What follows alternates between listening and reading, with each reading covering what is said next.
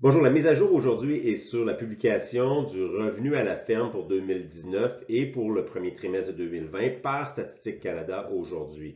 Donc, je vais être concentré sur la variation des revenus entre le premier trimestre de 2020 et le premier trimestre de 2019 pour essayer de comprendre peut-être d'une façon préliminaire les impacts de la crise de la COVID-19 sur les revenus agricoles. Donc, la première chose à noter est l'impact de la croissance des revenus dans le secteur de la production du cannabis.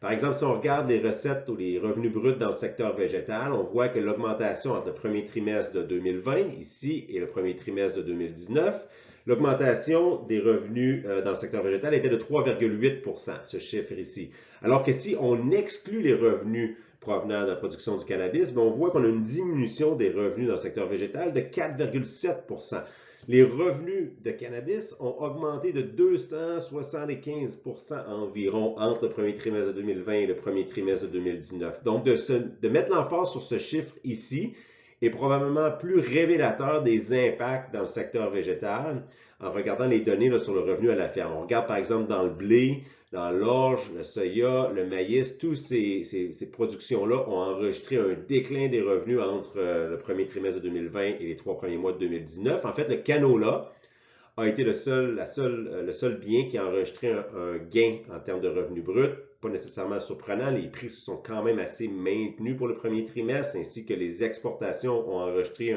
un niveau d'activité un peu supérieur au début 2020 par rapport au début 2019. Donc, c'est pour ça qu'on se ramasse avec une augmentation. Dans le secteur en production animale, on voit que les revenus sont environ une augmentation d'environ 4 des revenus en production animale. Le secteur des bovins, lui, a diminué, alors que dans le porc, on voit qu'il y a eu une augmentation pour les 3 premiers mois de l'année.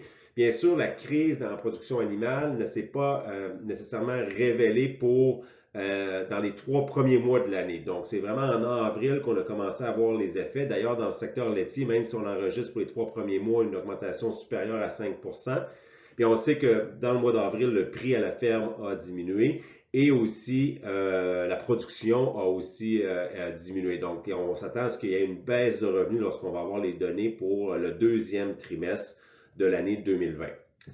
Pour plus d'informations, vous pouvez aller sur notre site web à fac.ca/savoir.